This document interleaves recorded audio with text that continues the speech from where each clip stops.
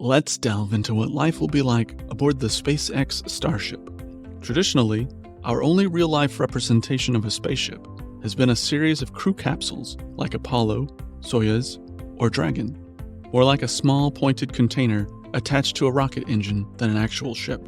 These capsules provide little comfort, with the latest Orion spacecraft being so cramped that a person can't even stand up straight inside the command module. The old space shuttle is the most spacious vehicle to date, yet it isn't ideal for interstellar exploration. However, SpaceX promises to change that with its 9-meter diameter towering colossus, the Starship. Elon Musk has promised that this vessel will eventually carry thousands of people on a 6-month journey from Earth to a colony on Mars. It's a remarkable idea, but spending 6 months in a metal box, hurtling through the vast emptiness of interplanetary space, even inside a massive ship, is still daunting. So we need to have high expectations for the living conditions inside the Starship. Oh, picky, picky, picky! This is what we think the interior of the SpaceX Starship will look like based on what we know about it so far.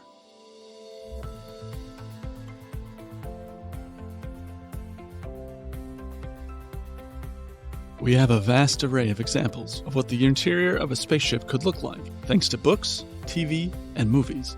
So let's start by looking at the Starship Enterprise, which provided crew members with their own luxury condominiums to endure multi-year interstellar journeys.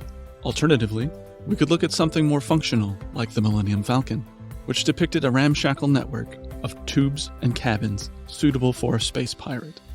Ideally, the SpaceX Starship would fall somewhere between these two extremes, not the epitome of luxury, but with adequate space and amenities to prevent claustrophobia during the trip to and from Mars. Next, let's talk about the crew size issue. For several reasons, determining the optimal number of people to bring on a Starship voyage is crucial.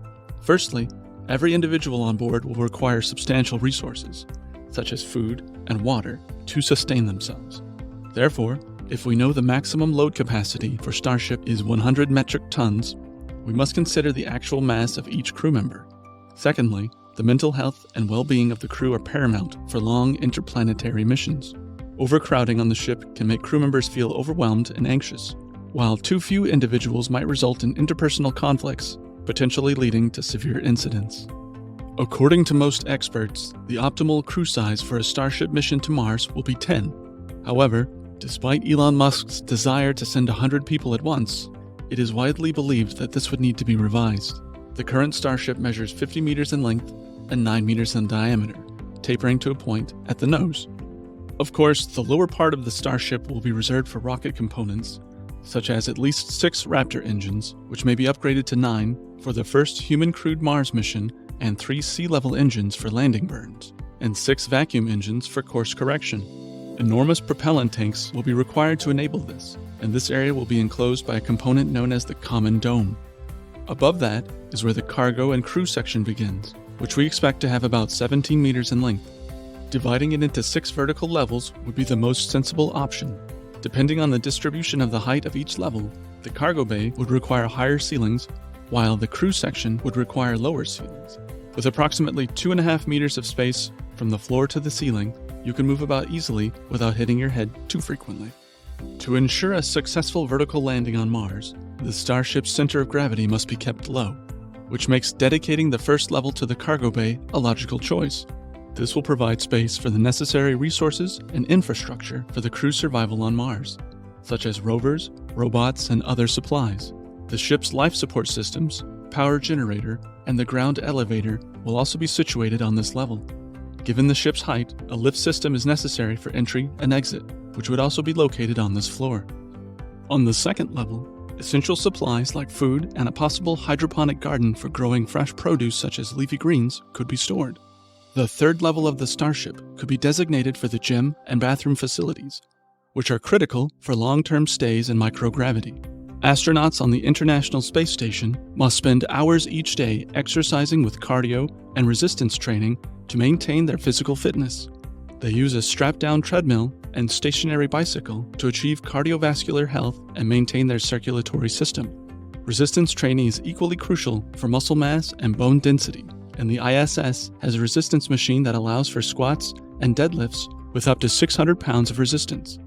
However, there can be no post-workout shower since water is a precious resource and does not flow in zero gravity. So instead, astronauts on the ISS wipe themselves down with a wet towel and use dry shampoo for their hair. As for the space toilet, SpaceX has been developing a zero-gravity toilet design for their Dragon capsule, which should be well tested and prepared by the time the Starship heads to Mars. On the 4th level of the Starship, the crew quarters would be situated. While not extravagant, considering the volume of the Starship, each crew member should have a reasonably sized compartment similar to capsule hotels in Japan, albeit potentially arranged in a vertical orientation. Level 5 could serve as a common area where, despite the nose narrowing, there would be ample space for crew members to float around and relax in an open space, perhaps with a large viewing window that wraps around the room. The top floor, however, would likely be smaller due to the tapering design of the Starship, with reduced headroom due to the methane header tank located in the nose. This top floor could be reserved for the command deck, where crew members would strap into chairs for launch and landing, as the ship is expected to fly autonomously for the most part. Nevertheless, some flight controls may still be necessary. A central column would connect each level to facilitate movement between floors in zero gravity, serving as a tube for easy travel with a ladder for use during Earth and Mars missions. Additionally, plumbing and wiring would likely be routed through the center column, providing structural support to the ship's core. One of the major challenges for the crew of the Starship would be maintaining communication with the rest of humanity. While astronauts on the International Space Station can still connect to the internet and communicate with the Earth in real time, despite their physical isolation in low Earth orbit, the deeper the crew of the Starship journeys into interplanetary space, the longer the lag in communications will become. For example, at the halfway point between Earth and Mars, it would take approximately 10 minutes for a message to reach either planet and another 10 minutes for a response to return. This significant communication delay would pose psychological challenges for the crew, as they would be cut off from the instant connectivity that is prevalent in the modern world.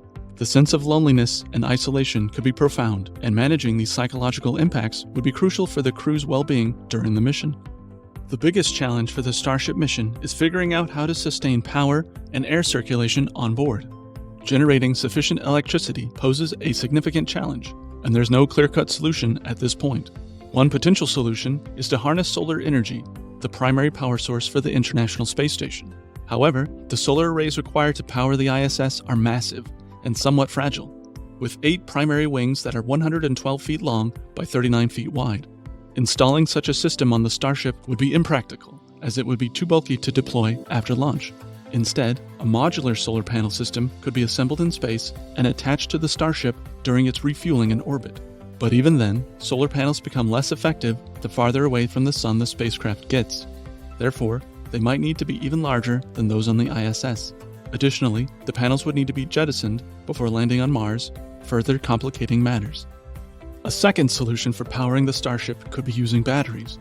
Tesla, the electric vehicle company Elon Musk owns, has an advanced battery pack used in their vehicles and a line of energy storage products for home and commercial use called the Powerwall.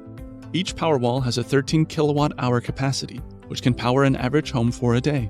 A combination of Powerwalls and a smaller, more manageable solar array could provide sufficient energy to keep the ship running for up to 6 months. Then, the Powerwalls could be recharged on Mars using giant ground-based solar arrays and be ready for a return trip. However, the downside of this approach is that batteries are pretty heavy. Each unit weighs about 250 pounds. This could consume a lot of usable cargo space, making colonizing Mars more challenging. Another potential solution for powering the Starship is hydrogen fuel cells, which convert hydrogen gas into electricity while producing water as a byproduct. Hydrogen, being the lightest element in the known universe, makes it a strong candidate. We already use hydrogen fuel cells to power cars, so we could scale up the technology to power the Starship. What would you need to be happy on a 6-month voyage to Mars? Let us know in the comments below. Thanks for watching.